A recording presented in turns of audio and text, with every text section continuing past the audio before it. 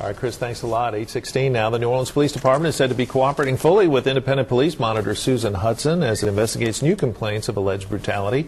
And Ms. Hutson joins us now with an update. Thanks for being in this morning. Good morning, Rob. Thank you. You guys are just waiting for a software program to come online. What will it allow your office to do?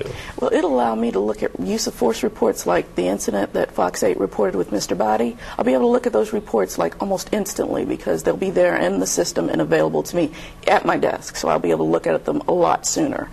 This particular case, since the system isn't in place, tomorrow when I go to PIB to their ComStat meeting, I'll sit down and get a chance to look at the taser video, look at the report, and then be able to, just preliminarily assess it until the investigation is complete. Mr. Beatty, as you pointed out, claims he was tased 10 times for no apparent reason.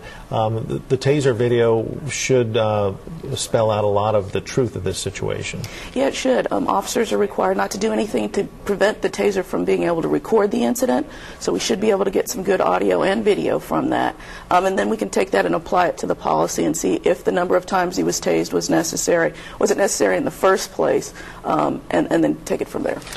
As you look at cases like this, do you issue a recommendation to the department as to what sort of corrective action should be taken if needed? Yes, in fact, a number of recommendations. So first of all, the investigation, was it complete, thorough, and fair? So we'll make recommendations about that. If we think it is, then there won't be anything to recommend. We'll just say good job. But if we think there was something else that they should do, we'll ask them to go back and do that. Then we'll look at the taser policy to see if it's complete. You want to make sure that there are safeguards on it. You don't want them to tase people who are running unless it's really necessary to do so. You don't want them to tase people in sensitive areas up above the neck, in the groin, and different areas that are very sensitive. You don't want them to do that. And then certain types of people, very young, very old, pregnant women, etc. You want to just make sure the policy covers all those bases. I know Chief Surpass has talked about having dash cams available on all police cars pretty soon. Can you any idea how that program is going? I don't think they've completed it all the way, although there has been some good video in a number of cases, so want them to definitely continue that. That makes my job easier. I can see exactly what went on between the officer and the person that's complaining and then make a call from there. So hopefully that will be completed soon. In lieu of this software, is your office able to monitor some of these abuse allegations in the meantime? Sure, and different cases that have hit the media. I'll just tell you about the pursuit case in which the young woman was killed uptown.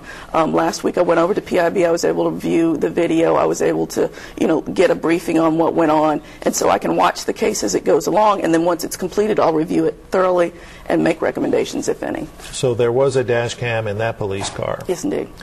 Can you say anything about what you've seen so far, Ms. Hutson?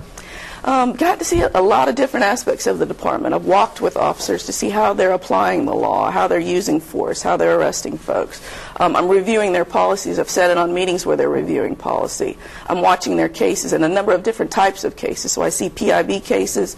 I see investigations into crimes because people complain that maybe they weren't investigated thoroughly.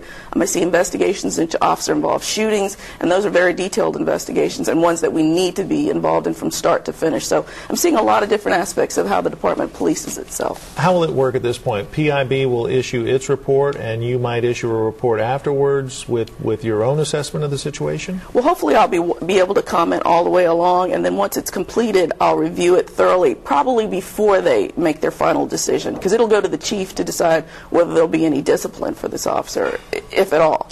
So before it goes to that point, hopefully I'll get to review it and then be able to give some input, and then before it's finalized, and then it'll go to the chief. So your comments would be part of the PIB's reports, in effect?